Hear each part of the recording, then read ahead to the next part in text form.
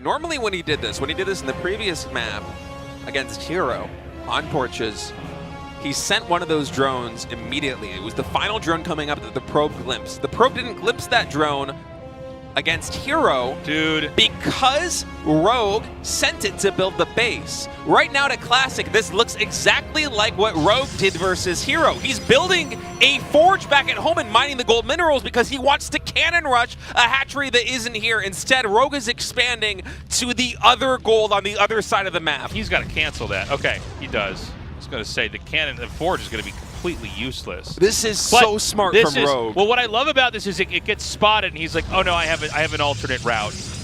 I don't think it was even that it got spotted. I think this was always the game plan from Rogue to make Classic think I'm doing the build I did against Hero. Yeah.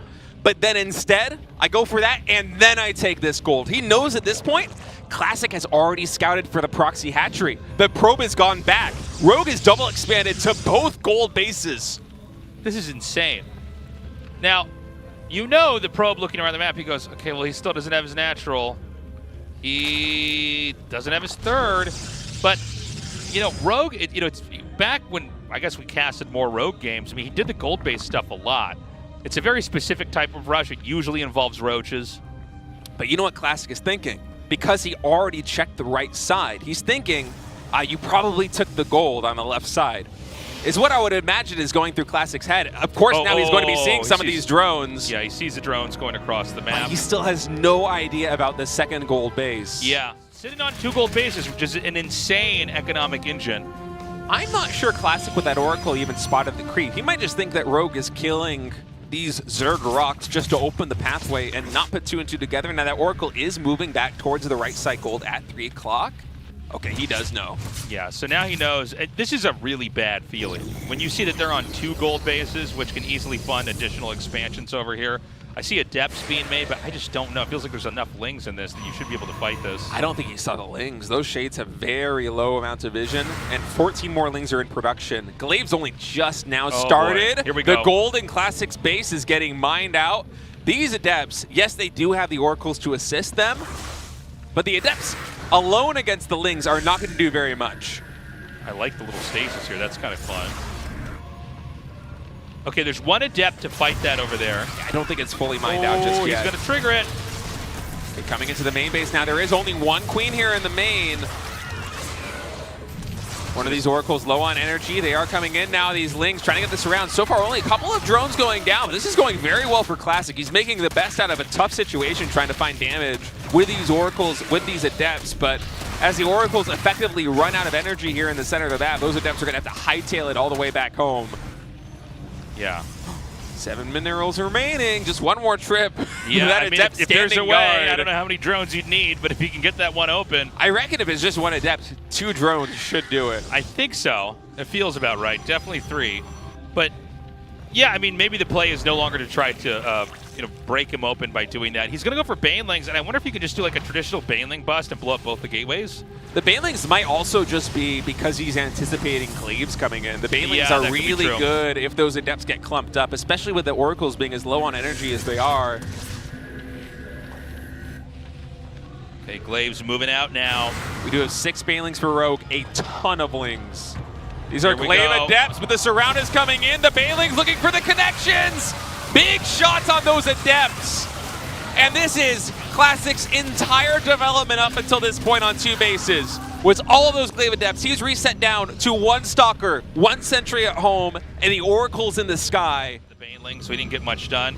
I guess he can kind of push into this area and expand and take a 3rd over here.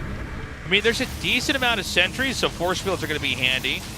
But it just depends on the Ling-Baneling connections here. He takes out the Overlord. He's in striking distance of this base here, and so that's going to prompt Rogue to just abandon this and switch all of his workers over here into the bottom. We also have Roach Tech coming up here. So, in some ways, Classic is starting to kind of navigate this maze of a game. And, by taking out one of the gold bases, that's already a pretty big win. I wonder if he can continue to push here with this. Ooh, maybe these roaches. Yeah. I don't know if it was totally worth it to get some of those roaches, like just 1 for a force field, but maybe. The counterattack, oh my god, completely shut down. Yeah, this is starting to look a little bit better here for Classic after that initial push just kind of failed. The gold base on the right side is so exposed, and honestly, on this map, PBZ, in a situation not unlike this one, it's often more natural for the Protoss to develop in the way the Classic is, where you wall off this completely, and you just take the right side of the map and expand towards the Zerg opponent. It is very tough for Rogue to find an angle to try and break this. And Rogue, he hasn't been droning behind all this. He's actually been pumping Roaches, he's been pumping Ravagers. 5 Ravagers now on the field, a lot more Roaches about to finish with Roach speed. Classic still only on 2 bases, that third not yet online. He's going to be gunning for this gold base, and I feel like this is the battle that more than anything is going to tell the tale.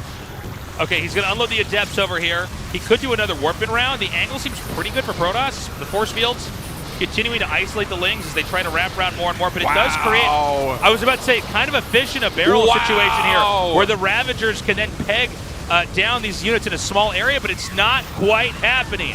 What an engagement from Classic, man. Those force fields just placed beautifully right now. More Lings are coming in. 10 drones go down to the main base. That is very painful here for Rogue. Oh, the Natural's completely undefended. Rogue is rallying all his forces to try and deal with the force of Classic at the front line, and yes, it did work, but at what cost? 21 drones have fallen, 23 workers in total now for Rogue. In one of the most wild, topsy-turvy PvZs I have ever seen, Classic somehow seems to finally be getting the better end of the trade. 55 supply for Rogue. He will finally clean up these Adepts, but the army that Classic has recharged with back at home, considering how poorly the initial Adept Glaives attack went, considering how late the third base for Protoss was established. Classic needed a perfect fight, and he got it, Tasteless. He is back in this game. What a turnaround from just a couple of minutes ago. I mean, this is incredible. Right now, Zerg is in a very tough spot. They're going to try to do a counterpunch in here. This needs to work, and I'm not sure that it can. The force fields are really good right now. He's just going to try to stutter step micro back as best he can. Wow. Going to warp it a little bit more. The Lings disappear, and suddenly it's just 4 Ravagers. GG. What a game. Classic is halfway there.